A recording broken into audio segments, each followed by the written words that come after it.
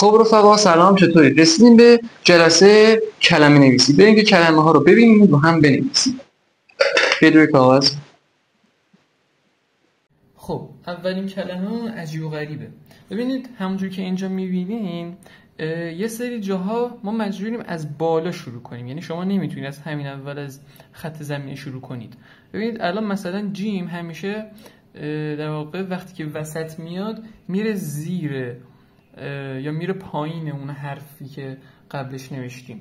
مثل اینجا ببین عین اول اومده بلکه جیم میاد میره پایین، پس به خاطر این ما مجبوریم که عین رو از بالا شروع کنیم، نمیتونیم از اینجا شروع کنیم، اون وقت میره زیر خط زمینمون. خب ببینید می‌نویسیم همون این شکل عین اوله، عینی که اول میاد و حروف بعدی بهش متصل میشن. به این صورت میرین، برمیگردین و تقریبا صاف میاد پایین، دور میزنید برای حرف جیم، دندونه اول واسه حرف ی و دندونه آخر برای حرف ب آخر. ببینید این موج رو خیلی دقت کنید، اینجا یک وقتی که کلن به آخر میاد این موج خیلی خاص و قشنگی داره. ببینید الان من اینجا مثلا میخوام بنویسم کلمه تب، سال ت به خیلی کلمه راحت. ببینید این میاد بالا یه موج برمیداره، پرتاب میشه. این موجه خیلی مهمه، خیلی هم قشنگ میکنه کارو. به این شکل عجیب و غریب و هم که بهتون گفتیم به این صورت غریب. به این شکل بنویسیدش و ر وسط. ببینید ر وسط یک حالت موجداری داره، مثلا میخوام بنویسیم بر، ببینید به این شکل.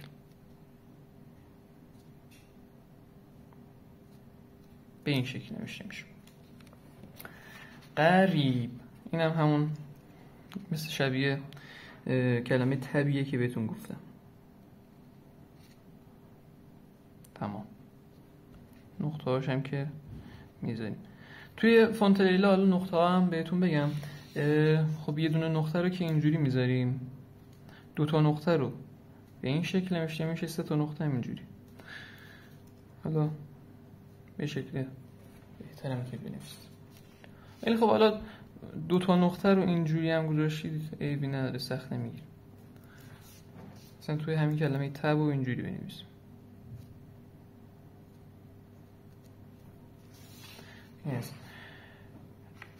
حالا خودمون یه بار عجیب و غریب رو بنویسیم.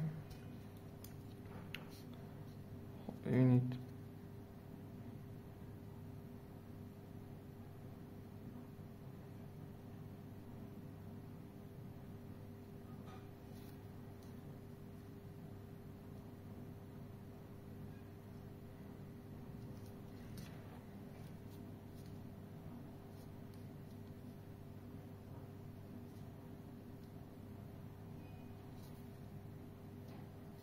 نیست. حالا میریم سراغ کلمه معلم من. معلم اینجا عین وسط داریم، این عین وسط رو خیلی دقت کنید. خب میم از این بالا شروع میشه. میم اول به صورت رفت و برگشتیه، یه جوری سعی کنید بنویسید که توش پر بشه.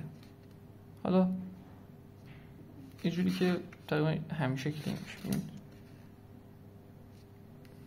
یعنی برید بالا از روش برگردید این شکل. این میم اول که ما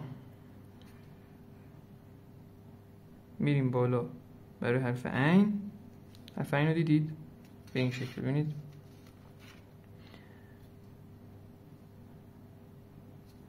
اینجوری.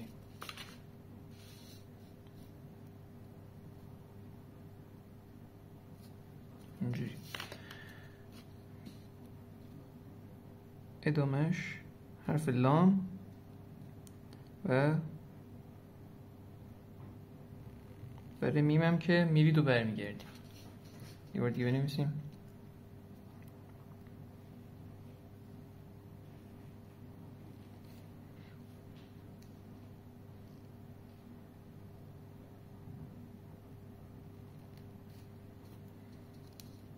به این شکل. معلم. حالا من، ببینید که باید رو خودش خواهیم بنویسیم.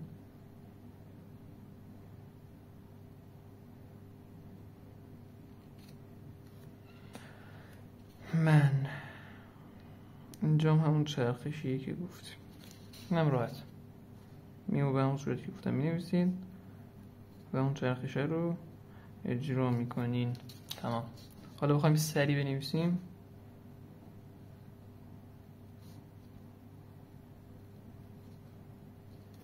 این شکل. گل و بلبل. ببینید کلمه گل اینجا وقتی کلا که یا گ به مثلا الف یا لام وصل میشن، اینجا میبینید که یه دایره ایجاد میشه. خب مثلا گلو یعنی اینجوری میتونید بنویسید. یه نوع دیگه هم داره. چجوریه؟ اینجوری. ببینید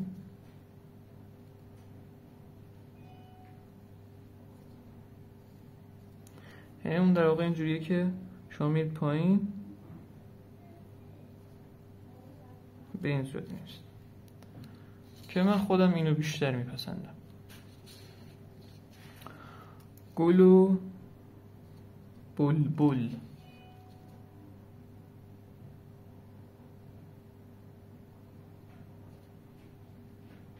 تمام.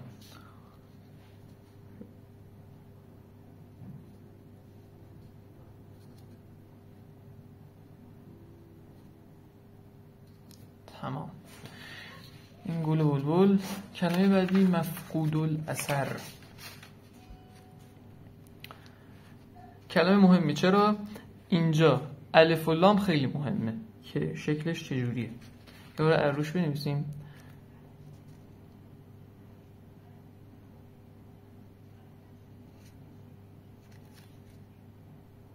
الف هم که یادتون گفتیم که میاد بالا، تهش میره به سمت چپ. از اینجا شروع میکنیم، برمیگردیم به این صورت.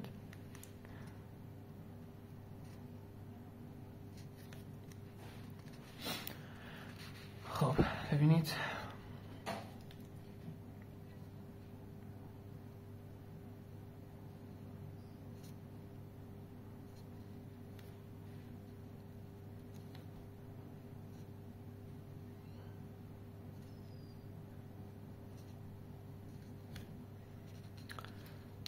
این اتصال سه نقطه به رم اینجوریه.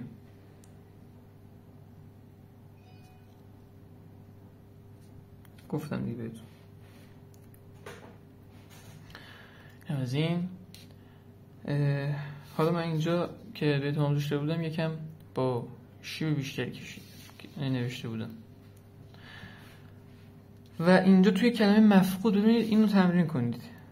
یه جوری بگم مثلا شکل فنره. ببینید کلا فها و قیایی که پشت سرم میاد و به این صورت تو فونت لیلا می نویسم. اینجا مفقود به این صورت. تمام. این از این. کلمه بعدی منظومه شمسی. خب ببین چجوری نوشته میشه. میم اول ما می نویسیم و برای کلمه اینه به این صورت نویسیمش و میم سراغ واو دسته تا میذاریم ایزا، بعد میم و ه رو به صورت پایین پرتاب میکنیم. حرف یه که توی حروف الفا گفتیم و شمسی که خیلی حرف مهم، یعنی کلمه مهمیه خاطر ش و سه. ببینید اینجا اگه دقت کنید موقعی که قبل زاد یه دندونه مثل نه یا بوصل میشه، ببینید اینجا خیلی زیاد میاد جلو، این دایره روی این خط قرار میگیره. الان من منظومه رو برای شما بنویسم. یه رو که نمیخواد، توی حروف الفا شما گفتیم منظومه. ببینید م رو همونجوری که گفتم می‌نویسید، بعد میاد بالا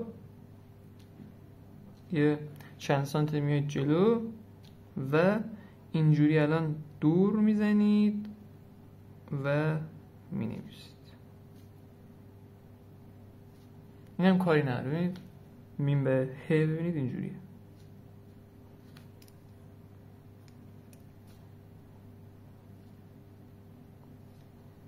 تمام.